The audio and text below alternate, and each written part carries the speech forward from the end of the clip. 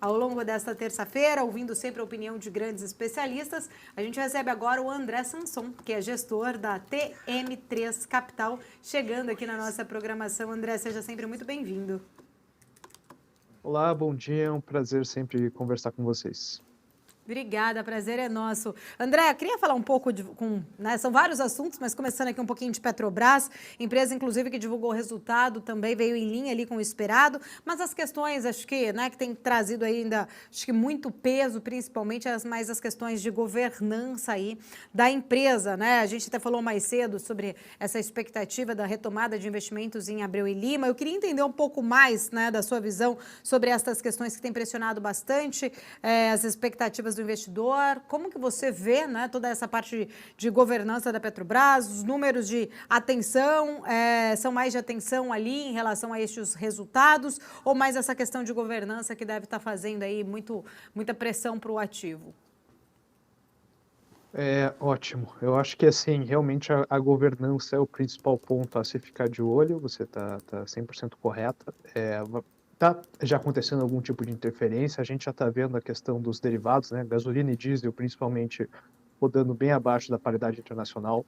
Então, é um fator que, enfim, já era esperado, vai continuar acontecendo, vai depender muito da dinâmica do petróleo, do dólar, mas a verdade é que hoje o sentimento após esse resultado é que, assim, o melhor já ficou para trás. Eu tenho uma cabeça mais no sentido de que eu acho que agora as coisas tendem a piorar e, de fato, acho que o acionista da Petrobras, ele tem que ficar um pouco preocupado, apesar do valuation ainda estar muito bom em relação aos pares, apesar do dividend yield estar entre 10%, 12%, que é algo positivo, a política foi, de certa forma, mantida aí, com uma boa distribuição de proventos, mas a minha leitura é que, de fato, talvez a gente comece a ver um cenário que a gente já viu no passado, do segmento de extração, né, de petróleo, subsidiando aí a gasolina e o diesel, em virtude de uma decisão política, né? Então, até assim, existiu uma discussão, né, de fato, de quanto que ia ser essa interferência, e a gente viu que o ruído está muito forte, enfim, até o próprio hoje presidente, que é muito alinhado, de fato, em algum momento ainda chegou a ser questionado, dizendo que ele deveria ainda, vamos dizer, praticar preços ainda menores. Então, acho que hoje a governança é o principal ponto. Eu, particularmente, acho que o momento do papel, assim, foi muito bom, foi muito positivo, mas isso também diminuiu muito o prêmio de risco. Então, o valuation estava realmente muito, vamos dizer assim, apertado, né? Tava com um grande upside ali, tava realmente com um prêmio de risco muito bom para essas questões. Eu já acho que hoje deixou de estar uma tese tão interessante assim na mesa, e eu acho que esses pontos aí devem ser levados em conta. A gente particularmente teve a posição em Petrobras aí nos últimos 2 meses, a gente carregou boa parte dela, e hoje a gente, enfim, não tem mais a posição, a gente zerou recentemente, porque eu acho que, de fato, tem teses mais interessantes. Eu acho que as Junior Oils, em particular, eu acho que são teses hoje que, para mim, eu gosto mais do que carregar todo esse ruído, toda essa questão política aí. Maravilha. André, você estava falando, né, a respeito dessa situação de Petrobras. Bom dia, primeiramente. Felipe Nascimento falando contigo. E eu queria explorar um pouquinho mais essa questão das próprias commodities, né? Porque hoje a gente vê um dado chinês fraco e vindo dados fracos na China há um bom tempo já, né? Mostrando essa desaceleração econômica. Claro que a gente não pode deixar de falar do impacto que isso pode ocasionar e tem ocasionado, principalmente nessas grandes empresas como Petrobras e na Vale também. Essa falta de estímulos ou essa piora no cenário da China tende a continuar impactando negativamente, tende a continuar trazendo esses resultados um pouco mais negativos para as companhias, para essas grandes companhias aqui no Brasil, na sua percepção? Obrigado, Felipe, pela pergunta. Com certeza é algo que a gente já tem olhado muito atentamente. Então, desde o início do ano, na verdade, já existia uma expectativa de uma retomada chinesa muito mais forte. Ela se deu em partes no começo do ano, teve um movimento muito bom para mineração e siderurgia, principalmente, que eu acho que é hoje o setor mais dependente aí da questão chinesa, mas agora a gente já vê que, de fato, os números chineses estão muito ruins. Assim, dependendo de quão ruim ficar também a situação da China e os valuations, eventualmente a nossa expectativa aqui é que o governo chinês ele vai tomar algum tipo de providência. Ele realmente não vai deixar, vamos dizer assim, a bicicleta cair, né? Ele vai ter que continuar pedalando, e ele vai tentar dar alguns estímulos e, eventualmente, provavelmente essa situação vai, vamos dizer assim, ficar um pouco mais estabilizada. Mas no momento, sim, com certeza, enquanto esses dados chineses continuarem deteriorando e a situação lá de properties está muito ruim, eu acho que os setores de mineração, siderurgia é um setor que particularmente a gente não gosta aqui, a gente acha que tem mais para cair, a gente vê assim muito espaço para deterioração desse tipo de commodity. A CBA reportou um resultado, o segmento de alumínio também está sofrendo muito. Então, assim, esses negócios de metais e das commodities metálicas, assim, particularmente, eu acho que são os que mais vão sofrer. O petróleo em si, ele tem uma dinâmica um pouquinho diferente, porque tem mais produtores, existe toda a questão da OPEP, existe uma questão de suprimir a oferta, né? Mas a questão da guerra. Eu acho até que o petróleo, enfim, dentre todas as commodities, é hoje a que ainda mais me atrai, apesar de já ter caído bastante, ter sido, vamos dizer assim, um posicionamento muito popular entre os gestores, um pouco crowdado, vamos dizer assim, que é o termo do mercado, né? Muita gente posicionada, eu acho que deixou de ser, e agora eu acho que continua atrativo, então, assim, eu tenho essa posição hoje, principalmente através de Junior Oils, eu não tenho diretamente na commodity, mas eu acho que essas empresas ainda vão continuar se beneficiando. Então, assim, a Petrobras, eu acho que ela não vai ter um problema do petróleo, per se, assim, afetando tanto no médio e longo prazo, mas o problema é que quanto mais alto o petróleo, enfim, a paridade internacional vai descolando cada vez mais. Então, tem essa questão interna, né, de política, que de fato vai continuar deteriorando a empresa, né? Até a piada aí que acho que circula aí nas redes sociais, todo mundo está falando, né? Os gestores, a gente conversa muito, quanto mais alto o petróleo, tem sido até pior para a Petrobras, né? O ideal é que ele fique girando em torno entre 70 e 80 dólares o barril. E acho que, por fim, das demais commodities, assim, eu gosto muito da tese de Minerva também, acho que é uma bela tese. Então, assim, proteínas eu vejo com alguma boa perspectiva. Eu acho que vai ter uma retomada do consumo lá. O setor de serviços, enfim, está performando melhor que esse enfim, que o Properties, né? E os que consomem as metálicas. E com um ciclo de gado positivo aqui no Brasil, eu acho que, assim, as proteínas talvez podem, vamos dizer assim, não sofrer tanto assim, mas hoje, nessa escala, então, eu vejo que, de fato, mineração, siderurgia, commodities metálicas vão continuar sofrendo, eu não gosto de nenhuma, não temos posição em nenhuma, acho que proteínas pode ser um bom case, principalmente se for bem posicionado aqui em Brasil, e petróleo eu ainda acho que, de fato, a China, eu ainda acho que é uma commodity muito positiva, eu acho que tem bons fundamentos ainda, né, nesse tipo de commodity nessas companhias. Vamos lá. André, obrigado por falar comigo aqui, né? Alex falando, você sabe, né? A gente está sempre trocando ideia, né? Quando falaram que você ia anunciar aqui, eu falei, caramba, né? Já tá aqui. Deixa eu só ajeitar aqui a Renatinha falando aqui no ponto. Vamos lá, André, falando aqui o seguinte, eu estava ouvindo você falar sobre proteínas, eu queria falar muita coisa contigo. Você sabe que quando a gente conversa, a gente fica muito tempo conversando aqui. Eu sei que o tempo é limitado aqui na BMC, mas vamos começar a falar sobre proteína o seguinte, né? Você falou sobre o ciclo favorável aqui no Brasil e muita gente falando também sobre a questão lá fora, né? Enfim, você acompanha também bastante.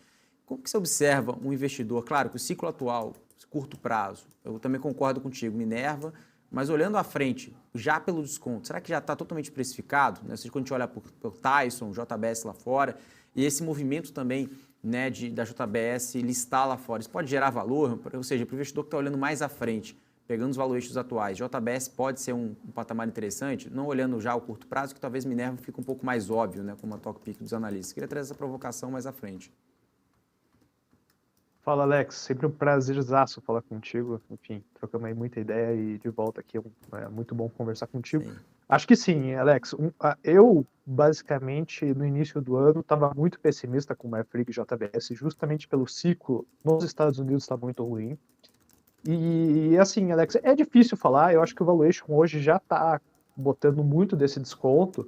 Mas a verdade é que enquanto o ciclo não vira assim, é difícil o papel desempenhar, sabe? É algo meio clássico. Então, nós, como gestores, aqui, analistas, a gente tem que sempre botar essa coisa na conta, né? A verdade é que a gente tem que olhar assim, de fato, o valuation está muito bom, mas historicamente, como é que esse papel desempenha frente ao ciclo? E a verdade é que ele segue o ciclo, né? Então, enquanto o ciclo estiver ruim, eu acho que vai ser difícil ter uma reprecificação dos papéis muito expostos nos Estados Unidos. Então, Minerva, para mim, claramente, é uma top pick, porque ela está principalmente exposta no Brasil, ou com a Austrália, e tem essa questão de exposição à China que está tendo uma retomada. Enfim, a gente até montou posição pós-vaca louca, enfim, abriu-se uma oportunidade para Minerva. Eu acho que o papel continua aí com um ótimo potencial de superar, inclusive, o consenso. Quanto a JBS, eu gosto, eu acho que é uma tese muito boa, eu acho que o valuation tá legal, mas eu prefiro, enfim, o ciclo realmente, vamos dizer assim, chegar num fundo, para daí eu de fato começar a montar uma posição. Mas de qualquer forma, eu realmente acho que para quem tem uma visão de longo prazo, eu acho que já está bem precificado boa parte do ciclo, sim. E a listagem lá fora é excelente, porque a JBS daí tem um fator, né? Porque ela negocia um múltiplo inferior a Tyson, que você citou bem. Então, assim, se você fechasse parte desse gap de valuation, né, de precificação relativa, de fato tem um upside aí que não está na conta, vamos dizer assim, do histórico do ciclo. Então, eu vejo sim como um bom potencial. A Marfrig acho que é uma questão um pouco mais difícil, até pela alavancagem, mas querendo ou não, ela fez uma aquisição da BRF, e eu acho que a BRF, apesar de todos os pesares, a BRF tem tudo para estar num momento super bom, né? O milho está num preço super atrativo, e a BRF tem que começar a dar dinheiro. Então, se a BRF começar a gerar bastante caixa, eu acho que a Marfrig também pode, vamos dizer assim, ser uma boa opção dentre todas essas, mas eu hoje prefiro Minerva mais do que Marfrig e JBS.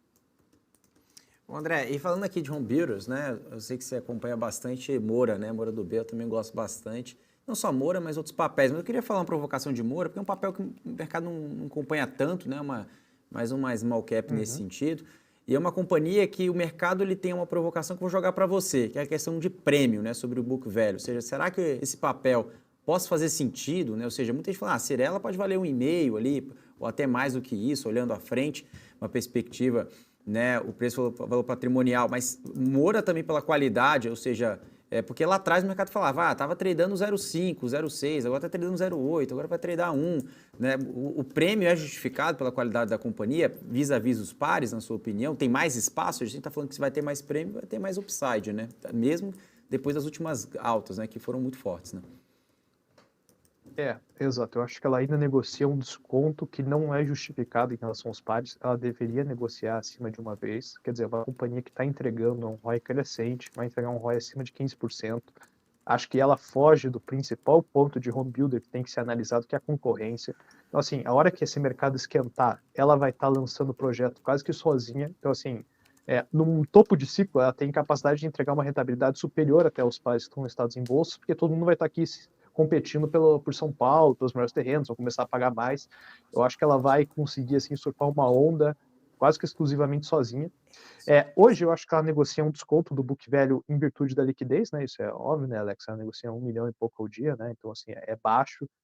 A companhia vai ter que resolver isso em algum momento. Ela fica nesse dilema entre recompra e provavelmente, enfim, não poder recomprar. Então, assim, se ela tivesse uma liquidez maior, ela com certeza teria recomprado muito mais do que ela recomprou, teria sido muito positivo para a empresa.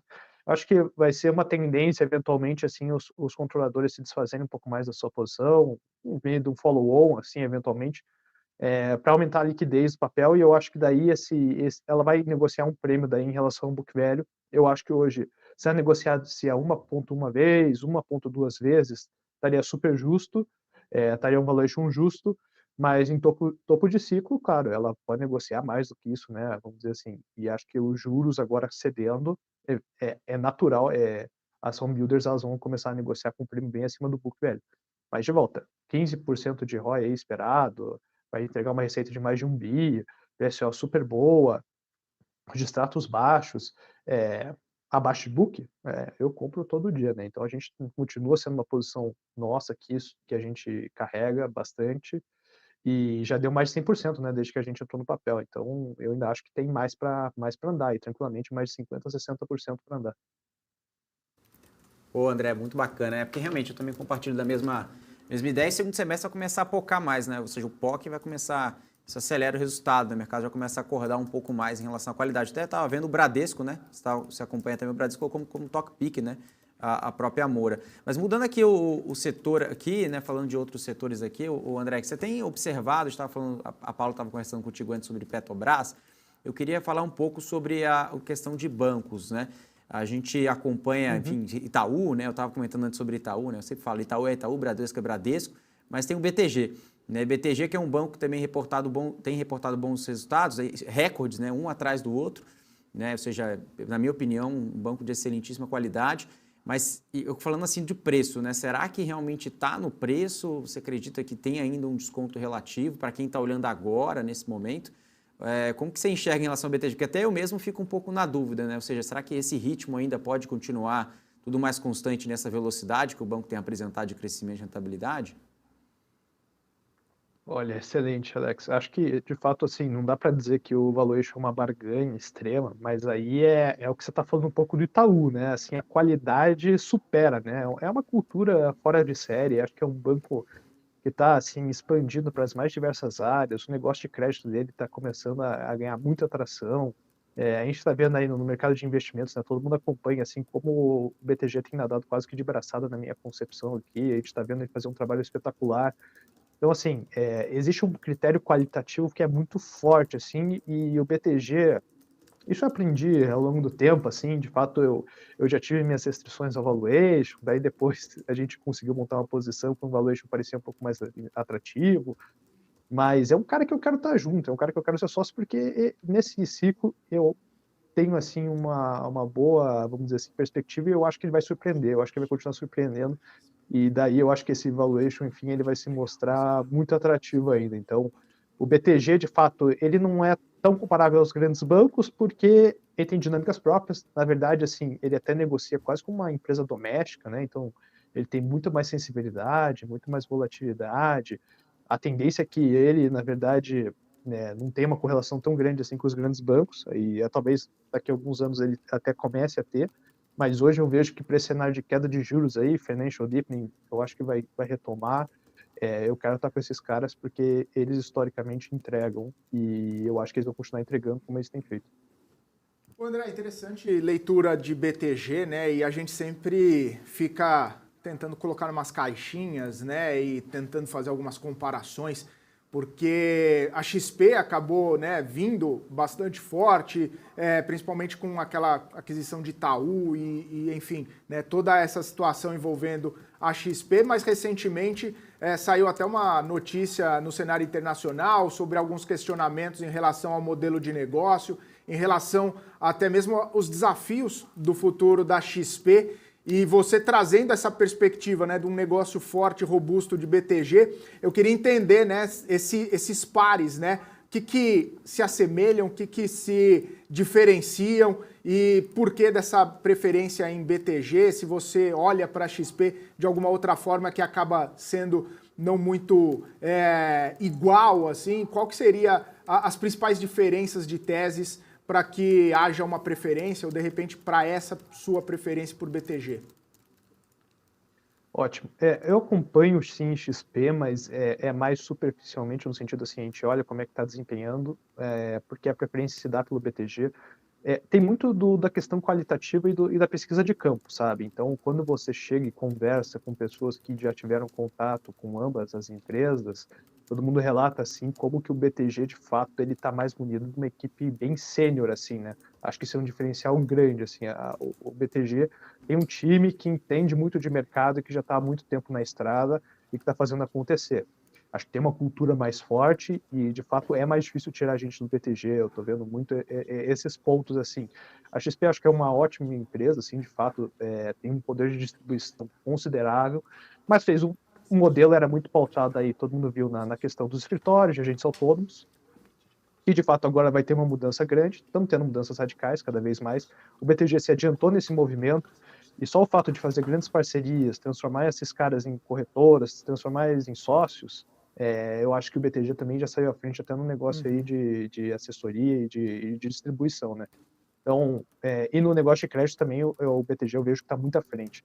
Então, assim, são vários aspectos, assim, mas como o BTG já tem, assim, um track record maior, sabe, e já está entregando há muito mais tempo, eu entendo que a XP é uma empresa boa, é uma empresa bem tocada, mas eu acho que, de fato, quando você realmente vê os dois no dia a dia, assim, quando você conversa com quem está dentro de um e com quem está dentro de outro, você vê que tem uma diferença ainda substancial em termos de capital humano, que no fim eu acho que é o diferencial grande desse tipo de empresa, é onde está aí a vantagem competitiva maior, e eu acho que o BTG, então, é uma preferência frente à XP, mas que também é uma tese muito boa, assim, dentro do mercado brasileiro.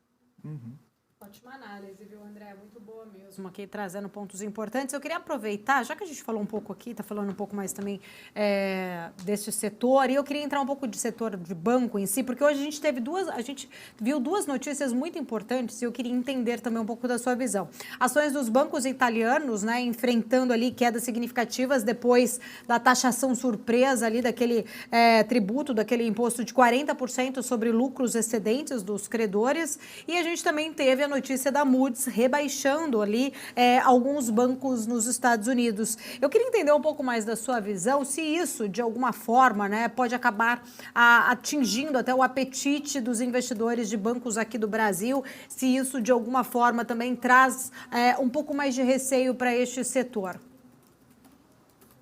Ótimo. Eu acho que sim, hoje a gente está vendo aí um movimento bem negativo em função até dessas notícias que você bem citou.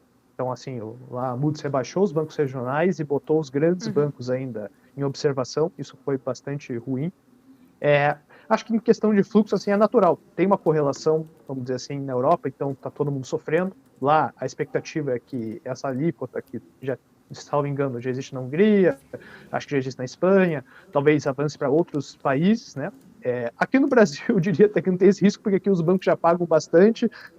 Enfim, daqui a pouco a gente pode fazer os bancos pagarem 80%, né, que de fato ainda vão continuar sendo rentáveis, mas enfim, não duvido de nada, mas aqui a gente já paga uma alíquota super elevada, os nossos principais bancos.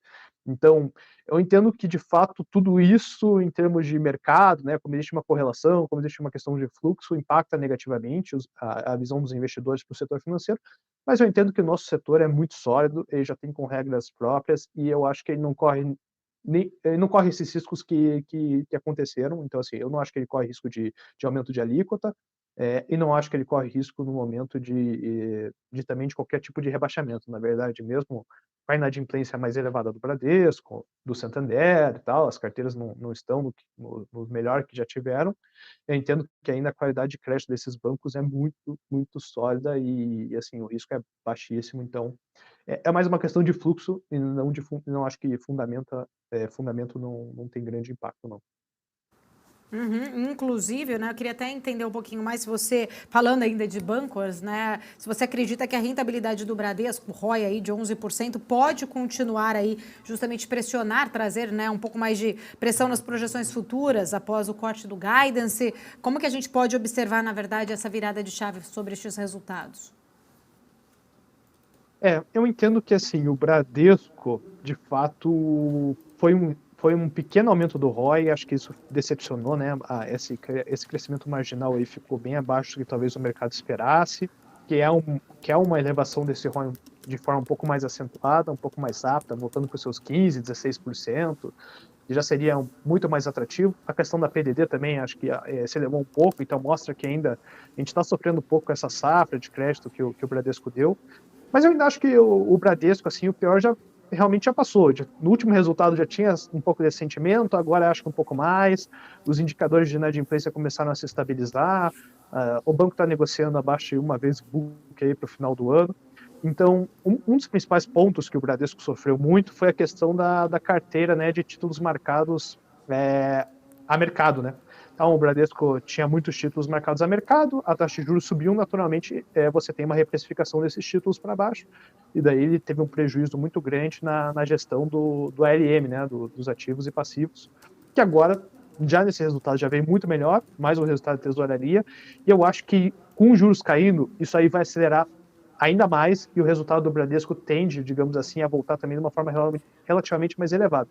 Eu acho que a gente já viu hoje, tivemos a ata do Copom, curva de juros caindo, uma situação muito mais dovish, o mercado já vai começar a precificar talvez 0,75 na curva, já está precificando em certa parte, mas talvez comece a precificar ainda mais a probabilidade de um eventual 0,75 até o final do ano.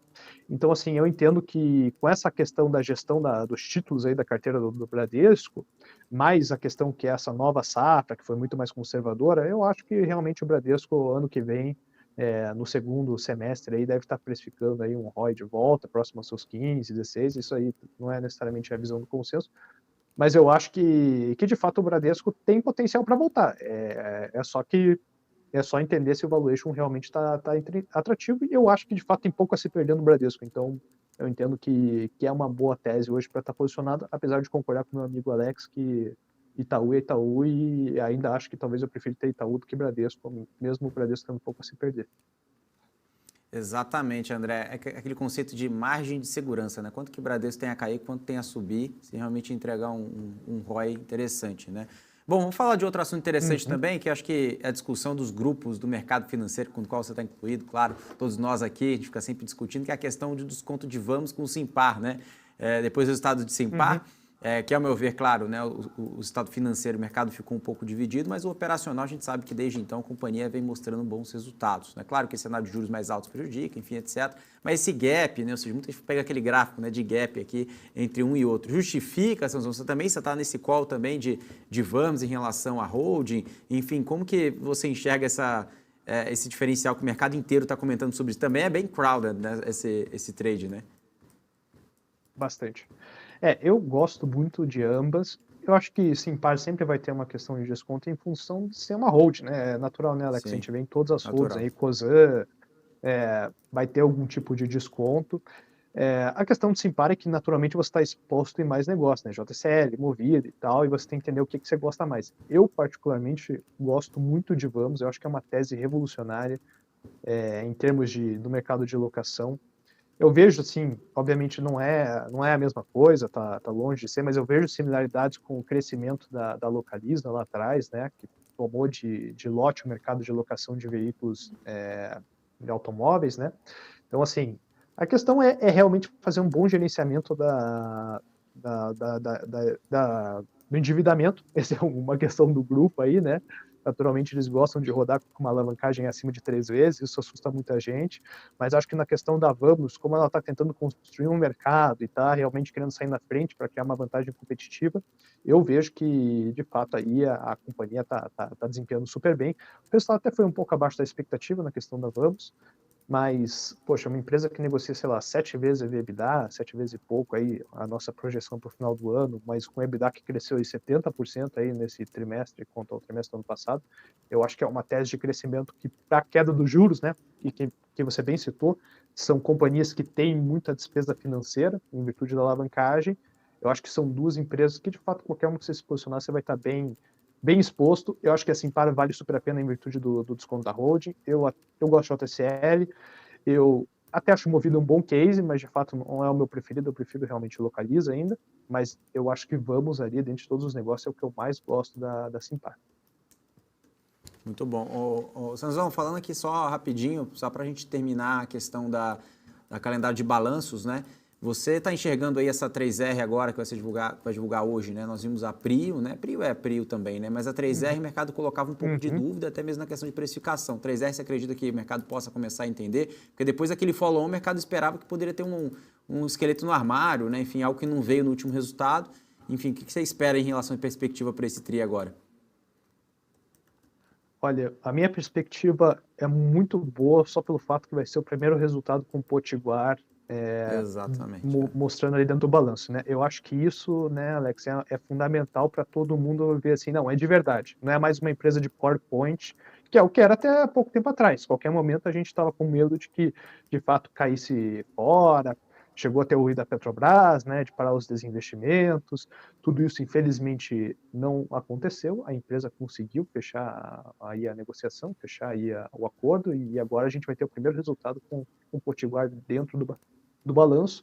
Claro, vai ter custo de transição, eu acho que o custo de operação, o lifting cost ainda vai estar relativamente alto, você está 100% certo, a Prio, de fato, é a Prio, então, assim, pô, baita resultado. Eu acho que sim, eu acho que esse resultado vai dar um bom panorama do que a 3R é capaz, e se a 3R conseguir entregar, assim, não precisa ser o que a Prio entregou, mas fazer um trabalho parecido de alavancagem operacional e redução consecutiva do lifting cost, né, entregando principalmente essa questão de gestão operacional, que é o que a nova diretoria entrou e que ela está focada em fazer. Eu acho que a 3R assim, é um dos papéis com maior upside aí, disparado na nossa bolsa. Quer dizer, mesmo sem fazer um trabalho não tão excelente, ela já vai negociar aí os seus 3 vezes, 4 vezes lucro. Quer dizer, vai ser muito alto o nosso earnings yield aí.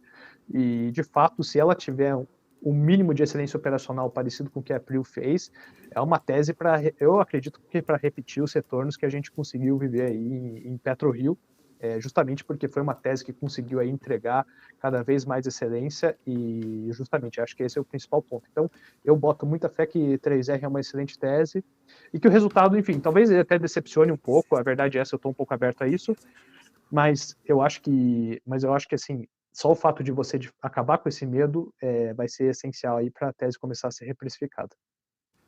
Maravilha, André, muito obrigado pela participação, sempre um prazer bater esse papo aqui contigo, muito esclarecedor e didático, se eu posso falar assim. Um abraço, até uma próxima, então volte sempre, viu? Você e todo o time.